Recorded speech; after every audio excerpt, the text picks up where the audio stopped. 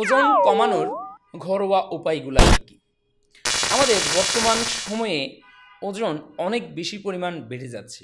এই ওজন বেড়ে যাওয়ার কারণে বিভিন্ন রকমের সমস্যাগুলো দেখা দিচ্ছে। প্রথমত প্রেশার অর্থাৎ হাইপার টেনশন, দ্বিতীয় নম্বর হলো ডায়াবেটিস, 3 নম্বর হচ্ছে অবেসিটি মানে স্থূলতা। এই মোটা হওয়ার কারণে আমাদের একটা অস্বস্তিবোধ কাজ করে। তাহলে আমরা এই ওজন কিভাবে কমাইতে পারি?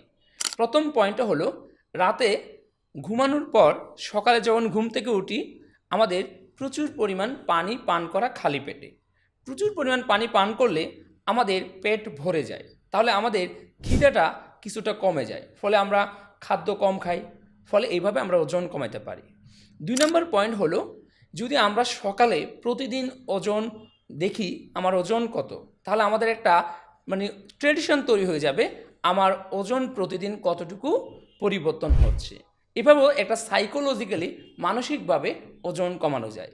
3 নম্বর পয়েন্ট হলো সকালবেলা অফিস বা স্কুল কলেজে যে রিক্সা বা বাসে না গিয়ে হেঁটে হেঁটে যাওয়া, তাহলে এভাবেও কিন্তু আমরা ওজন কমাতে পারি।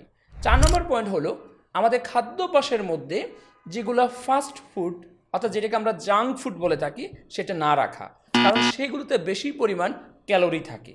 যত বেশি ক্যালোরি আমরা গ্রহণ করব তত বেশি আমাদের শরীরে ওজন বাড়ার সম্ভাবনা থাকে, তাহলে আমাদের ফাস্ট ফুড বাদ দিতে হবে। 5 নম্বর পয়েন্ট হলো আমাদের খাদ্য অভ্যাসের মধ্যে কিছুটা পরিবর্তন আনা। আমরা বলে থাকি আপনি পুষ্টি সমৃদ্ধ খাবারগুলো বেশি করে গ্রহণ করুন, আপনি সে জায়গার মধ্যে যেটাতে কোলেস্ট্রল বেশি, যেটাতে চর্বি বেশি সেটা বাদ দিবেন। সহজ একটা টেকনিক হলো যেই প্রাণীর পা বেশি তার কোলেস্ট্রল পরিমাণ তত বেশি। যদি আমরা বলি চিংড়ি তার পা বেশি, তার মানে তার কোলেস্ট্রল বেশি।